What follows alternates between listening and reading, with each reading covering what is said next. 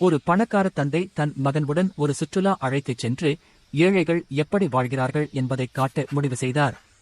மகனும் அவரது தந்தையும் மிகவும் ஏழ்மையான குடும்பம் வசிக்கும் ஒரு பண்ணைக்குச் சென்றனர். அவர்கள் பண்ணையில் பல நாட்கள் கழித்தனர். குடும்பத்திற்கு உணவுக்காகவும் நிலத்தை பராமரிக்கவும் உதவினார்கள். அவர்கள் பண்ணையை விட்டு வெளியேறியதும் அவரது தந்தை தன் மகனிடம், அது அருமையாக இருந்தது, அந்த குடும்பம் மிகவும் அதிர்ஷ்டசாலி என்று கேட்டார். சிறுவன் விரைவாக பதிலளித்தான், அது அற்புதம், அந்த குடும்பம் மிகவும் அதிர்ஷ்டசாலி. குழப்பமடைந்த அவரது தந்தை, அவன் என்ன சொன்னான் என்று கேட்டார். சரி, எங்களுக்கு ஒரே ஒரு நாய்தான் இருக்கு, ஆனா அந்த குடும்பத்துல 4 நாய் இருக்கு, அவங்களுக்கு கோழிகள் இருக்கு. எங்க வீட்டுல 4 பேர் இருக்காங்க, ஆனா அவங்களுக்கு 12 பேர் இருக்காங்க. அவங்களோட விளையாட நிறைய பேர் இருக்காங்க. எங்க வீட்டு முற்றத்துல ஒரு குளம் இருக்கு, ஆனா அவங்களோட சொத்துல முடிவற்ற ஒரு நதி ஓடுது.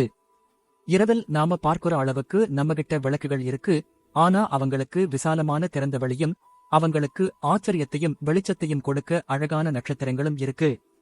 நம்மகிட்ட ஒரு உள் முற்றம் இருக்கு, ஆனா அவங்களுக்கு சந்தோஷப்படுற அளவுக்கு முழு அடிவானமும் இருக்கு, அவங்களுக்கு ஓடி விளையாட முடிவற்ற வயல்கள் இருக்கு. நாம மளிகை கடைக்கு போகணும், ஆனா அவங்க சொந்தமா உணவை வளர்க்க முடியும்.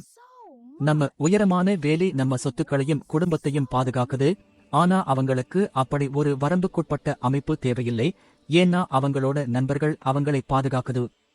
தந்தை வாயடைத்து போனார்.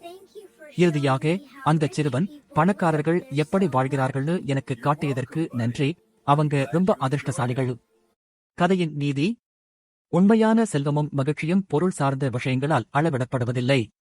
நீங்கள் விரும்பும் மக்களுடன் இருப்பது, அழகான இயற்கை சூழலை அனுபவிப்பது, சுதந்திரமாக இருப்பது மிகவும் மதிப்புமிக்கது.